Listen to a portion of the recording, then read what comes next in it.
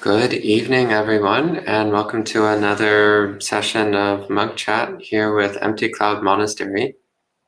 So Monk Chat is our weekly opportunity to ask all of the questions that you've had on your mind. If you've had questions during previous talks that weren't answered or that were off topic or that you didn't bring up then, or if you have any questions about general topics related to Buddhism, or anything you've always wanted to ask a Buddhist monk, this is your opportunity to bring up anything whatsoever.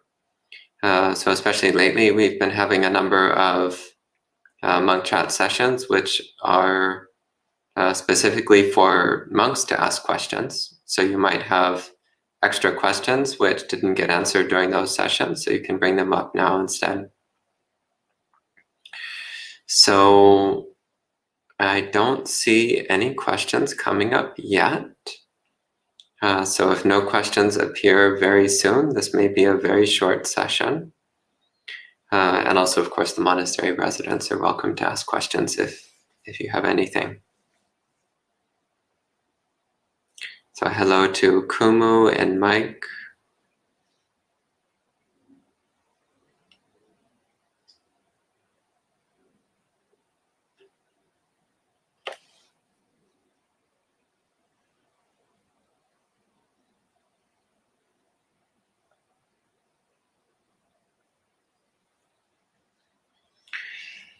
So still no questions.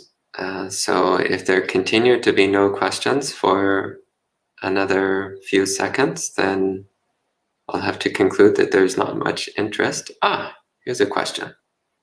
So Vasily asks, I was wondering if I may ask for some general recommendations regarding setting up a home altar.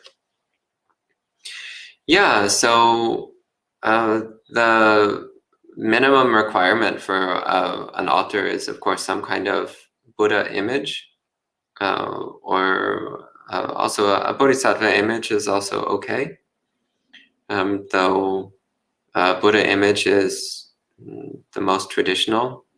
So minimum is having some kind of Buddha image, and it should be in a prominent place, so a place where the eye naturally rests, a place which feels respectful. It's usually not good to have an altar too close to the ground. It's better to have it optimally at least a couple of feet off the ground.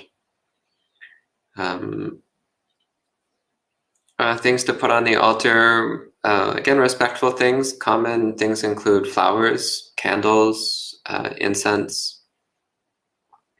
You might put pictures of particular bhikkhus or bhikkhunis that you respect a lot.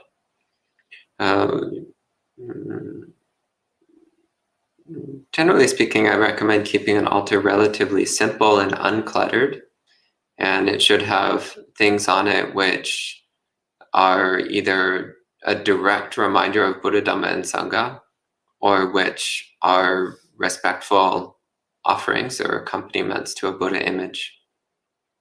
If you visit some monasteries and look at how their altars are set up, that will give you a good sense of what your own altar could look like.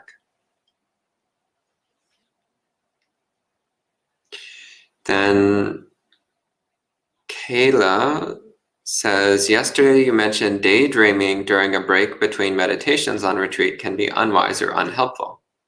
What would be a skillful use of that time instead? Well, there's lots of things you can do with break time during retreats.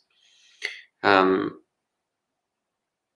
sometimes it's a good chance just to relax in a comfortable chair somewhere and not think about anything and not do anything. Can also be, if you're on a retreat which allows you to read, it can be a good time to read. Though, as I mentioned, many retreats you're not allowed to read. It's not an option. You can go for a walk. You can do some stretching. You can also just do nothing.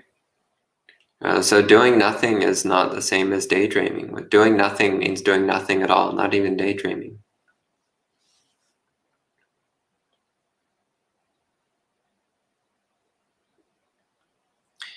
Kumo says, if we develop unwavering faith in Buddha, Dhamma, and Sangha, can we be a stream enterer? This is mentioned in many suttas. Can you explain? So this is one of the qualities of a stream enterer. One of the qualities of a stream enterer is that they have unshakable faith in Buddha, Dhamma, and Sangha. And this is because a stream enterer has had a deep realization of anatta, of not self. So a deep realization of the unique teaching of the Buddhas. So many aspects of the Dhamma are taught in other spiritual systems, but the one thing which is unique to Buddhism is the teaching of not self, of anatta. And a stream enterer has had a deep personal experience of anatta. So with that comes a deep faith in the Dhamma, so a faith that comes through an unrefutable direct experience. And therefore deep faith in the Buddha, that the Buddha was fully enlightened and that he taught the path to awakening. And also faith in the Sangha, in the sense that faith that by following the Buddha's instructions, it's possible for members of the Sangha to attain awakening. So this is the deep faith that comes through having a direct personal experience of the unique aspect of the Dhamma, so the teaching of anatta, of not self.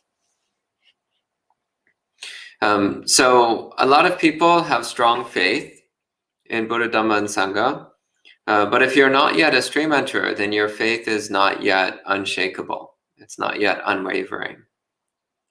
There's still some amount of doubt in the mind. Sometimes it's very minor, just a tiny bit of doubt buried in the back of the mind somewhere. And the reason for this is because before one becomes a stream enterer, one still has a belief in one's own self-identity, belief in one's own self-existence. So there's always a certain amount of skepticism about the teachings of anatta. No matter how strongly you believe in Buddhism, until you have a direct experience of anatta, there'll still be some doubt about it, because it seems so opposite to our ordinary experience. So our ordinary experience is very much built around the sense of me, a sense of self. So until you have a deep experience of not self, it's very difficult to have genuine faith in not self.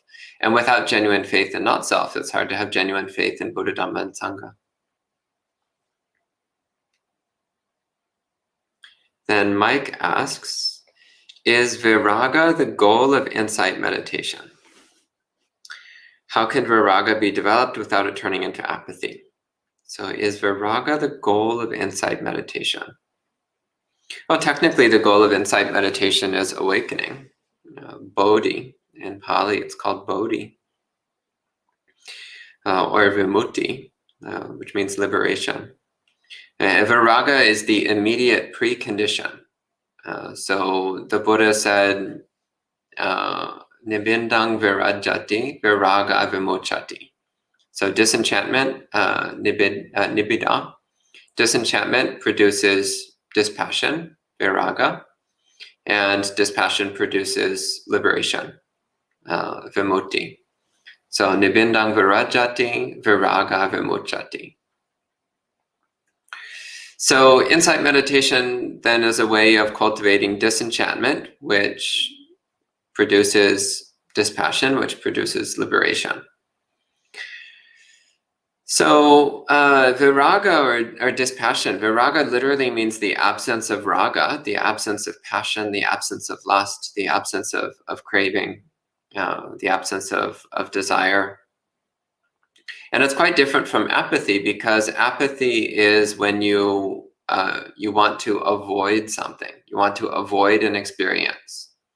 So apathy has an element of not just of disinterest, but apathy has an element of avoidance, of not wanting to know, not wanting to experience, wanting to avoid knowing.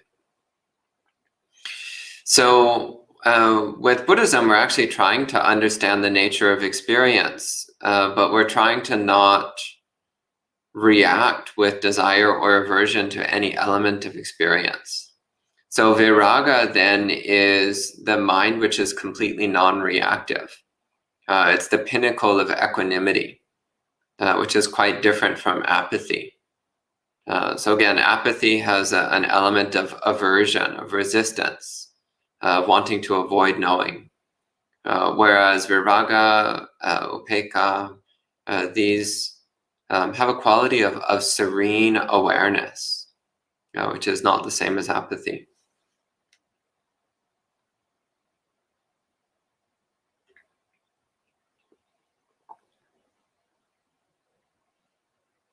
Then Aurora asks, could you please explain the sutta on nutriment?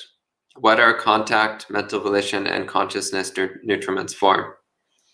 So nutriment is a translation of the word ahara, which literally means intake.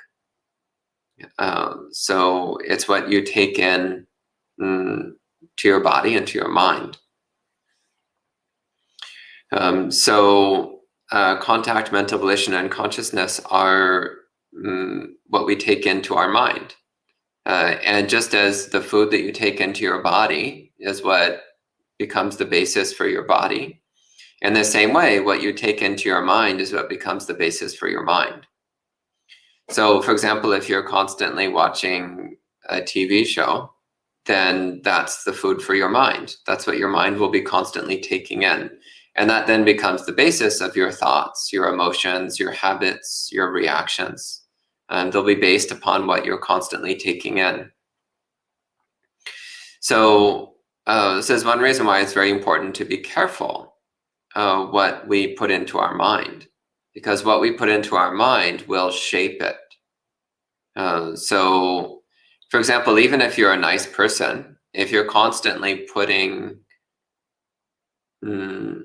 stories and images of cruelty and hostility and harming and violence into your mind, then over time that can actually start to shift your mind towards an acceptance of cruelty and hostility and violence and so on. And you might even start to notice thoughts of cruelty and violence starting to appear in your mind, even though those didn't used to occur to you.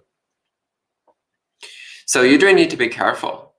And you need to be careful what you put into your mind, because what you put into your mind will become the recurrent patterns of mind. And that will tend to become your habits and your ways of thinking and therefore your ways of acting.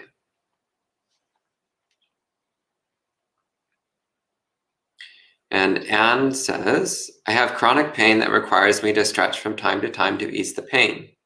How do I meditate with this condition?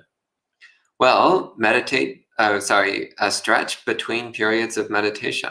That's how you deal with this. So while you're meditating, you make the commitment to hold still for the entire period of time. And whatever sensations arise, you practice mindfulness and equanimity towards those sensations. Then after the meditation period is over, then stretch. In fact, I highly recommend doing a bit of stretching at the end of each period of meditation. Even just a few seconds of stretching at the end of each period of meditation can be really helpful.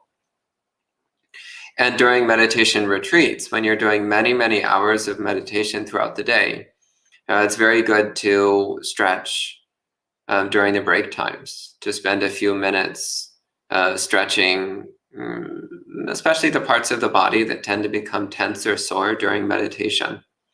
Shoulders, back, neck, knees, hips, all those areas of the body that can start to feel a bit sore when doing a lot of sitting meditation.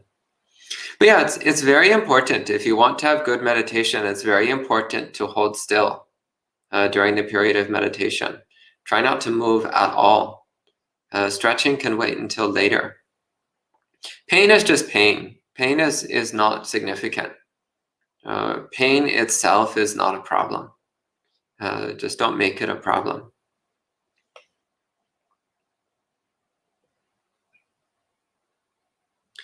Amaranta asks, do you consider that to have an Instagram account for sharing some aspects of the Dhamma can contribute to make the idea of self stronger? Not necessarily. So Instagram, as with any other tool, Instagram is just a tool. And what you do with it and how you use it will determine whether it's wholesome or unwholesome. So you can use Instagram in a way which is sharing the Dhamma, as you mentioned, and which is not necessarily strengthening your sense of self. You can also use Instagram in a way which is both sharing Dhamma and strengthening your sense of self. And you can also use Instagram in a way which is not sharing Dhamma and is strengthening your sense of self. So it's a question of what you do with it and how it affects you. So if you do use Instagram, which I don't, somebody made an Instagram account for me years ago and posted some things on it. I don't know if they still post things on that account or not because I don't use Instagram. But there is an Instagram account out there with my name on it, and it may or may not be active. So you can check it out if you like. I can't say anything about it. Similarly, I have a Facebook account that I also almost never use, except once in a rare while I post something related to Dhamma on it. But yeah, ultimately it depends upon how you use these tools and what effect they have on your mind when you use them. So I think for many people, they use things like Instagram and Facebook. They use them in very unwholesome ways, very harmful ways. And for many people, it's better to not use them at all. Some people use them in wholesome ways, in good ways, and that's okay. So you really need to ask yourself what you're doing with it and whether it's good or bad.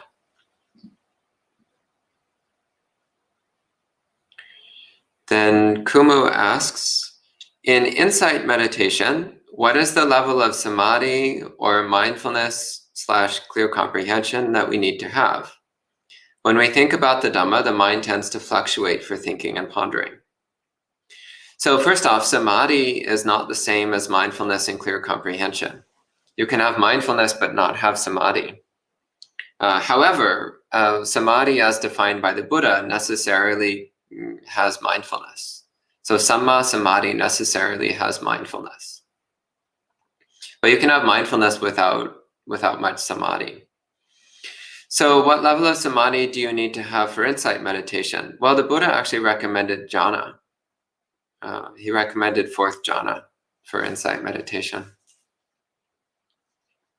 So this is what the Buddha said. So about 100 years or so ago, there started to be a movement of people saying that you didn't need any jhana at all and you could just do insight without any jhana. But this has no basis in the suttas, so I don't recommend that line of thought. So yeah, the Buddha said 4th jhana is best for insight meditation. So yeah, develop your samadhi. You can still do insight meditation without having strong samadhi. It's just that if your samadhi is weak, then your insight meditation will be weak. If your samadhi is strong, then your insight meditation will be strong. So there is a direct connection there. As for the level of mindfulness and clear comprehension you need for insight meditation, it must be very strong. If you don't have good mindfulness, then you will not have good insight. So that also is very necessary. As for thinking about the Dhamma is not insight meditation. Thinking about the Dhamma is thinking about the Dhamma. And that has its place. So thinking about the Dhamma is one way that we develop an intellectual understanding of the Dhamma. And an intellectual understanding of the Dhamma is necessary in order to know how to practice correctly. But insight meditation is not thinking. Insight meditation is direct knowing. direct experiencing. So the Pali word that's commonly translated is Vipassana. So Vipassana is from the verb pasati, which means to see. So Vipassana is often translated as seeing clearly, not thinking. It means seeing clearly, not thinking. So, for example, if you're looking at a tree, then you're just seeing the tree. You're seeing it as it is. Whereas if you're thinking about trees, well, you could be thinking all kinds of things that may or may not have anything to do with reality. But when you're actually looking at a tree and seeing it clearly, then you know what a tree actually is. So in the same way, you might read about impermanence, anicca, and then think about anicca, and that's all great. But it's when you actually directly see, feel, experience anicca, that's when you truly understand it. And that's what insight meditation is. And the stronger your samadhi is, and the clearer your mindfulness is, then the more effectively you will be able to see and feel impermanence, and therefore the more thoroughly you will know it. Then Anne asks, how does silent illumination relate to Vipassana? So silent illumination is, in Pali, it's called Animitta Samadhi. And it's a form of simultaneous samatha vipassana, which in the Yogananda Sutta, so the Yogananda Sutta is a very famous discourse, very short, but very famous sutta. The Buddha says that there is a style of practice which is conjoined samatha vipassana, simultaneous samatha vipassana, which is called Yogananda, which is where the name of the sutta comes from. Yogananda means joined together, simultaneous, concurrent. So silent illumination is a form of simultaneous samatha vipassana. And it is a quite advanced and difficult practice, but it is very powerful and very effective if done correctly. Yeah, so technically silent illumination is a complete meditation practice in and of itself. It develops both samadhi and wisdom in and of itself, and it leads all the way to full awakening in and of itself. So it is itself a complete practice for awakening, but unfortunately it's also quite difficult. Nonetheless, I do use it quite often. It's one of my favorite meditation methods, and yeah, I use it quite frequently. But if you don't already have a good foundation in samadhi practice, and you don't already have some insight into impermanence and not self, then this meditation will be very difficult for you. So I recommend starting by developing samadhi by focusing on an ordinary object, such as your body, mindfulness of the body, and to develop insight, again, using a theme such as impermanence, and develop this object-based samadhi and object-based vipassana for quite some time.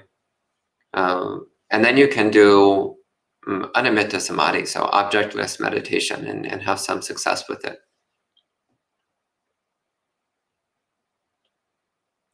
Then Aurora asks, is it true that only one teaching Buddha exists at a time? What about non-teaching Buddhas? Can multiple of these exist at a time? So technically speaking, what we say is that in any one world system, which depending upon which translator you ask, a world system can be anything from a solar system all the way up to a universe. So the size of a world system is a subject of debate. Is it a solar system? Is it a galaxy? Is it a universe? It's hard to say. doesn't really matter too much. But at any given time, there can only be one Samma Sambuddha alive in one world system.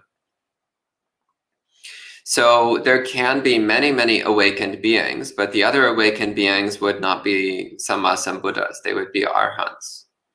Arhants who attained awakening through the influence of the teachings given by the Samma Sambuddha. There can also be many Pacceka Buddhas. So at a time when there's no Samma Sambuddha, then Pacceka Buddhas can arise. So a Pacceka Buddha is somebody who attains awakening without instruction, but who does not teach others the path. So that might be what you mean by non-teaching Buddha. And yes, there can be many Pacceka Buddhas at the same time. Pacceka Buddhas are much more common than Samma Sambuddhas. And yeah, you can have multiple Pacceka Buddhas at the same time in the same world system.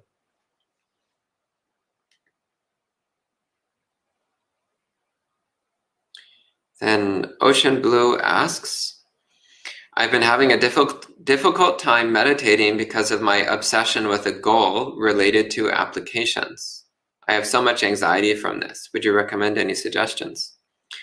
I'm not sure what you mean by a goal related to applications. What I would say is that when meditating, just do the meditation method. Don't worry about any goal. Just do the method. So just commit yourself wholeheartedly to doing the meditation method without any concern about trying to get some result. Just do the method wholeheartedly. So if you're doing mindfulness of the body, well, then just commit yourself to being mindful of your body, and that's all. Don't worry about trying to get any special result or reach any particular goal. Just do mindfulness of the body. That's it. If you're doing metta meditation, well, then just do metta. That's all. Don't worry about trying to get anywhere or do anything or achieve anything. Just focus on filling your mind with loving kindness. That's all.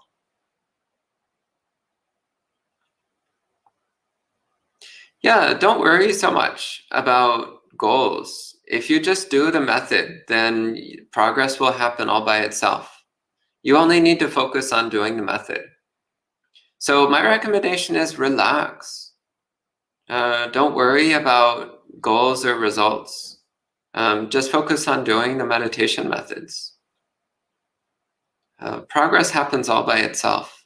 As long as we practice diligently, then progress happens.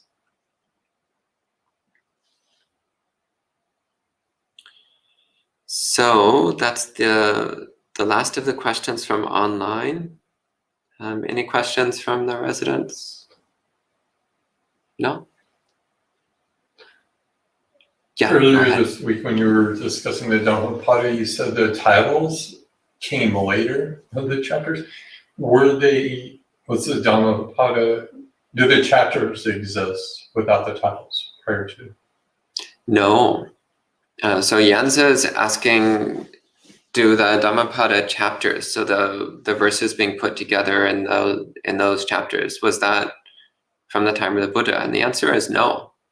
So the Buddha spoke these verses, but later on they were categorized and compiled. And many of the Dhammapada verses are found elsewhere in the suttas.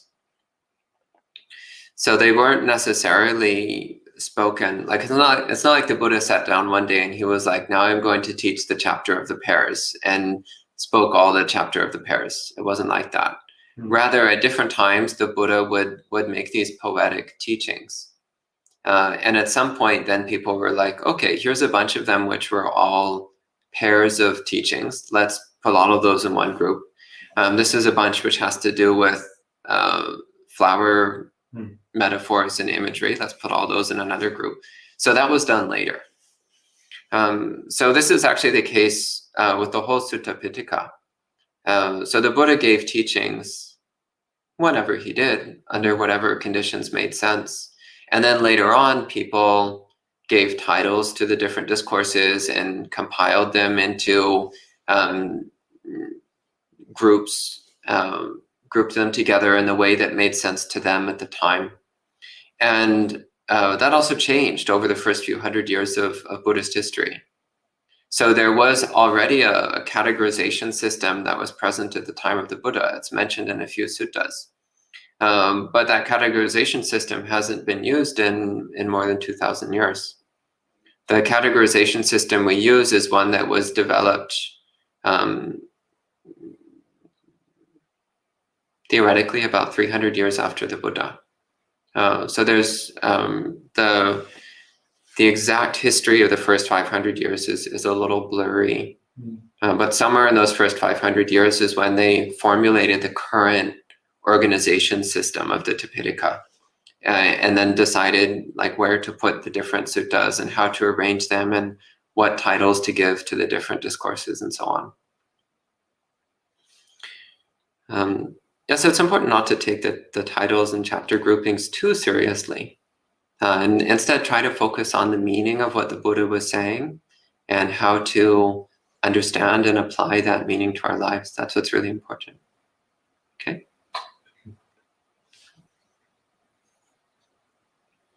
Then Kumu has another question. Is Dhammanupassana meditation involve thinking? Or is this also for experience of feeling, say, for example, feeling a hindrance? So Dhammanupassana is mindfulness of mental objects. So that also, you're not deliberately thinking or deliberately producing mental objects. Rather, this is awareness of the objects that are passing through the mind, or awareness of characteristics of mind or qualities of mind. So you mentioned feeling a hindrance. Yeah, that's an example. So one element of Dhammanupassana is if there is sensual desire present, then you know that there's sensual desire present. If there's aversion present, you know that there's aversion. If there's restlessness, then you know that there's restlessness, and so on. So you're not thinking about it, you're just aware of it, clearly aware of what the current state of your mind is, clearly aware of whatever thoughts or emotions or qualities are present in your mind. So you're not thinking about it, you're just feeling it directly, knowing it in the sense of a direct experience. Okay, and that's the last question for now. Anything else? Okay. So that might be it for Monk Chat this evening. So if there's no other questions, then we can end for the evening. So tomorrow, by the way, we'll be having another special session of Monk Chat for monks.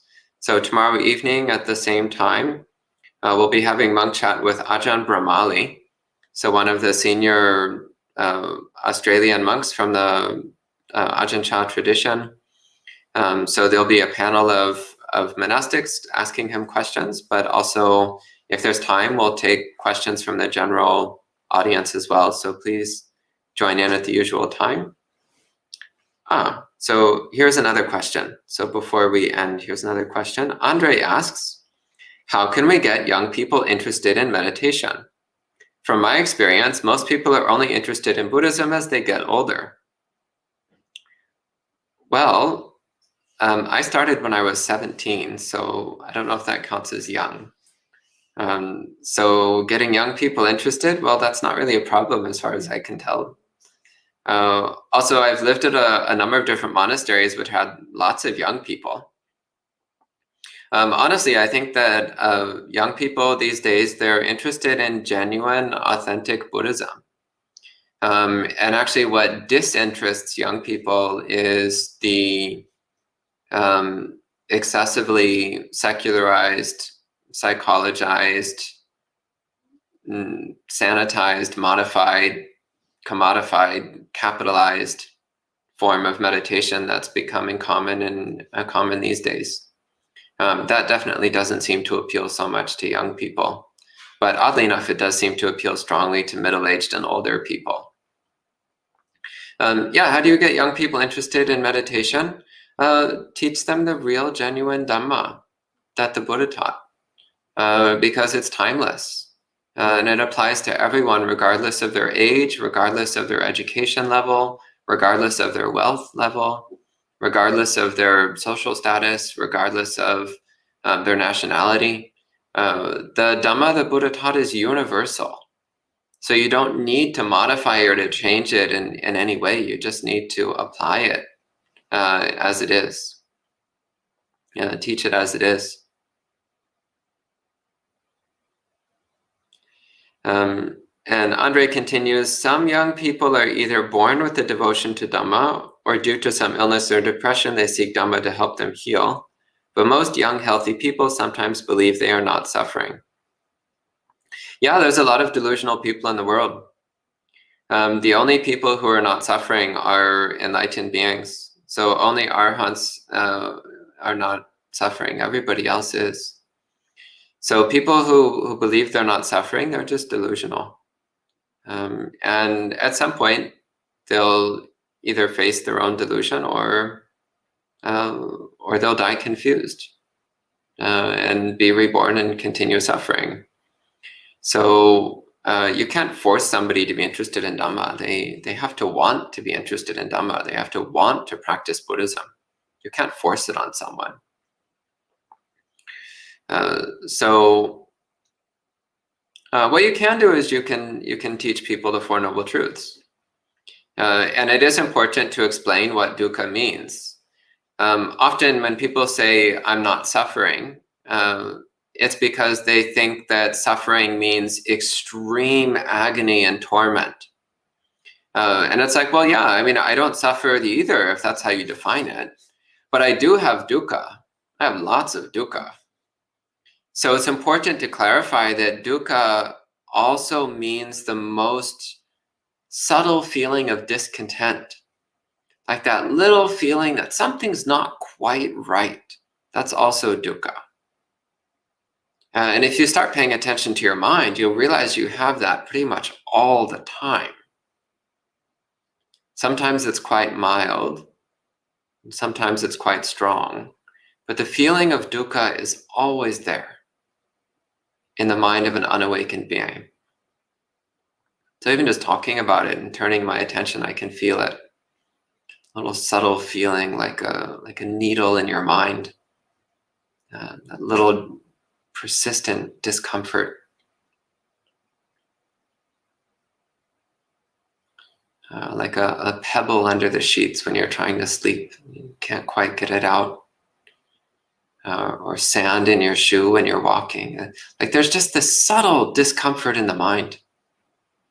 Slightly grating. Like it's a little too hot or a little too cold. So there's always that feeling if you look for it. And when you look for it, then you start to realize, oh, that actually is pretty unpleasant. And then, oh, the Buddha taught what to do about it. He taught how to relieve that discomfort, how to relieve that itchiness, that awkwardness in the mind. And there's a question here from Anne. Anne asks, how to find Buddhist books for children except from Amazon? Well, honestly, I have no idea. I don't teach children, not out of any problem with children. I'm just not good at it. I wish I was good at teaching children because I want everyone to learn the Dhamma who's interested, but it's just not something I can do. I've tried, trust me, I've tried. It just doesn't seem to work for me. So how to find Buddhist books for children? Well, often monasteries will have some. That's usually a good place to go, visit some Buddhist monasteries. We actually do have some Buddhist children's books here. I can't say whether they're good or not. I just know that they're laying around somewhere. Yeah, visit some monasteries, see what they have, ask for help. They can probably help.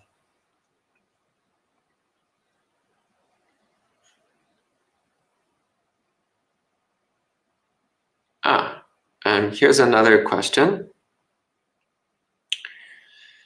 Alex asks, are there cases where harming someone who is threatening your life does not violate the first precept? Well, technically the first precept is to not kill. So not harming is a more refined practice, and of course that is part of Dhamma practice, is not harming. But the first precept is just to not kill any sentient being. So technically harming someone is not violating the first precept, though it's still unwholesome to hurt someone. So to purposely hurt another person is unwholesome. It's something we should try to avoid doing. As for someone who's threatening your life, try to get out of the situation without hurting anyone as much as possible. If it really does seem like the only way to get out of a harmful situation is by hurting someone, then establish the firm intention that you're not trying to hurt anyone, you're just trying to get free. You're just trying to get to safety.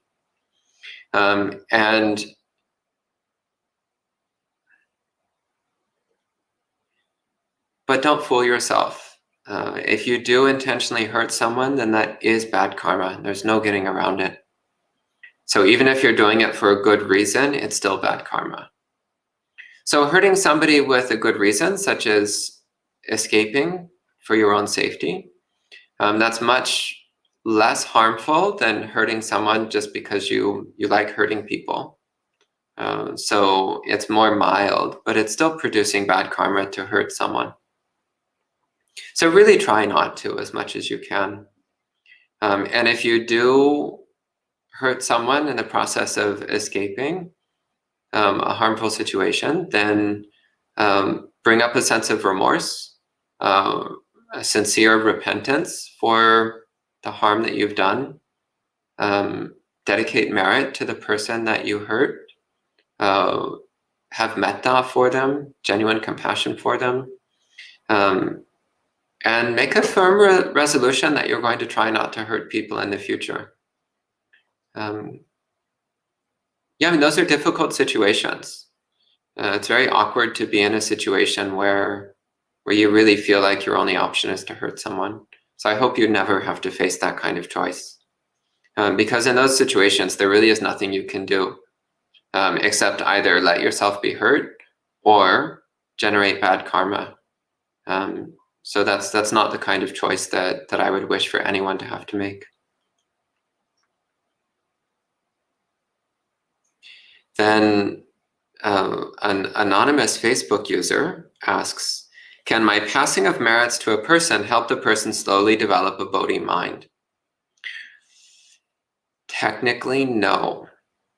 Technically, a person needs to develop the aspiration for awakening themselves. You cannot give that to another person. They need to develop it within themselves. You can try, and it's good to try. But technically, each person needs to make the decision themselves. It's like the old saying, you can bring a horse to water, but you can't make it drink. So you can do your best to help encourage someone to develop the aspiration for awakening, but ultimately they have to make the decision within themselves. Still, try. And someday you might have success.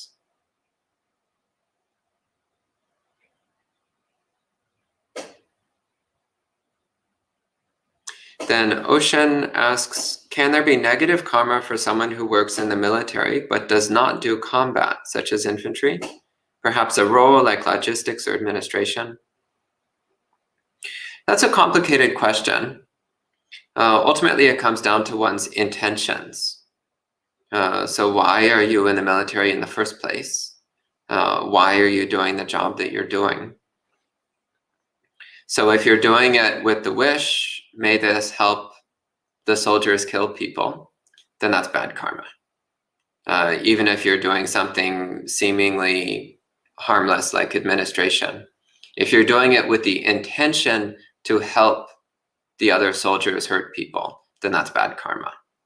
But if you're actually genuinely just doing it in order to make the lives of the other people in the military easier, you're really just doing it, like say maybe you're a cook. If you're a cook in the military, if you're just cooking thinking, may this food make these people happy and healthy, well, that's metta, that's good.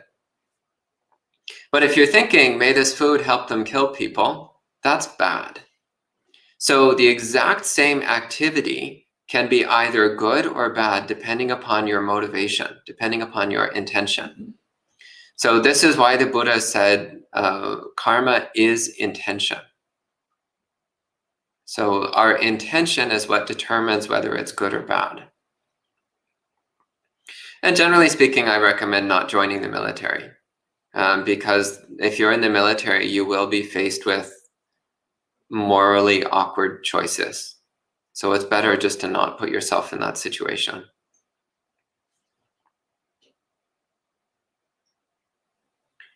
And Pravat asks, can I know where your temple is? Yes, it is in New Jersey, just outside New York City, in the United States of America. And I don't see any other questions from online. So we can wait a few seconds and see if any other questions appear. Otherwise, we'll end for the evening.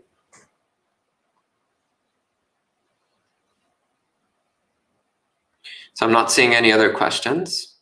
So again, please join in tomorrow evening at this time for Monk Chat with Ajahn Brahmali. So this is not one of our usually scheduled broadcast times. This is a special extra event. And most of the questions will be from other monks, but if we have time, we'll also take questions from the general audience. So feel free to put in questions tomorrow as well. So we'll end for the evening with 3 sadhus. Sadhu, sadhu,